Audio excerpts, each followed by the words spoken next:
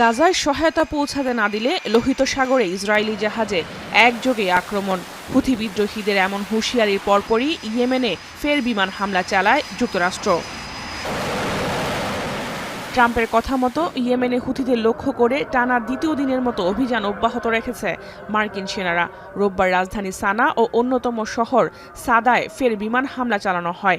এবার লোহিত সাগরের হুদেইদা বন্দরে হুথিদের হাইজ্যাক করা ইসরায়েলের বাণিজ্যিক জাহাজ গ্যালাক্সি লিডার লক্ষ্য করে অভিযান চালিয়েছে ওয়াশিংটন।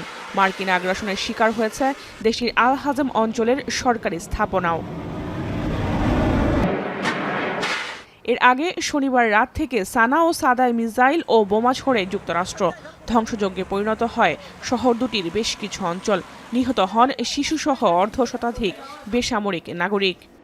10 شهداء و13 جريح وعاد 2 أطفال والد ووالده مفقودين بين الأرماك هؤلاء. عن قيامنا بواجبنا مع الشعب الفلسطيني والمقاومة الفلسطينية وأن هذا لن يجدنا إلا عزما وأصرارا على موقفنا. যদিও বেসামরিক নাগরিকদের উপর হামলার বিষয়টি অস্বীকার করেছে Washington. That actually targeted multiple Houthi leaders and took them out.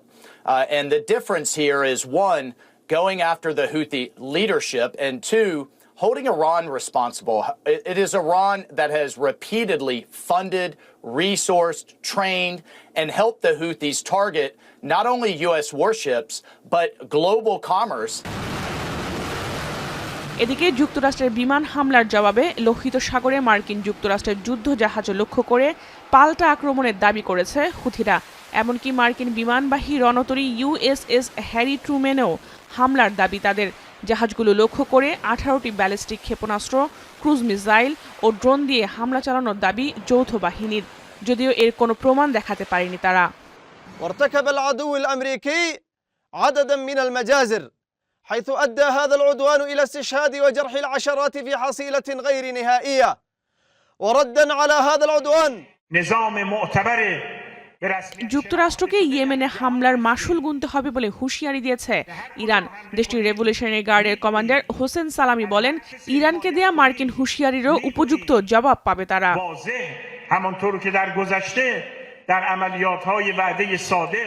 ইয়েমেনে হামলা বন্ধ করতে যুক্তরাষ্ট্রের প্রতি অনুরোধ জানিয়েছে রাশিয়া।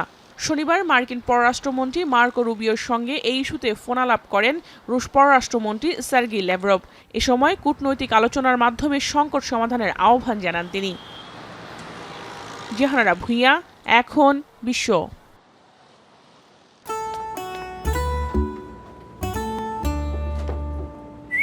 এই ঈদে জুয়েলারি ক্লোদিং এ বিকাশ পেমেন্টে ডিসকাউন্ট।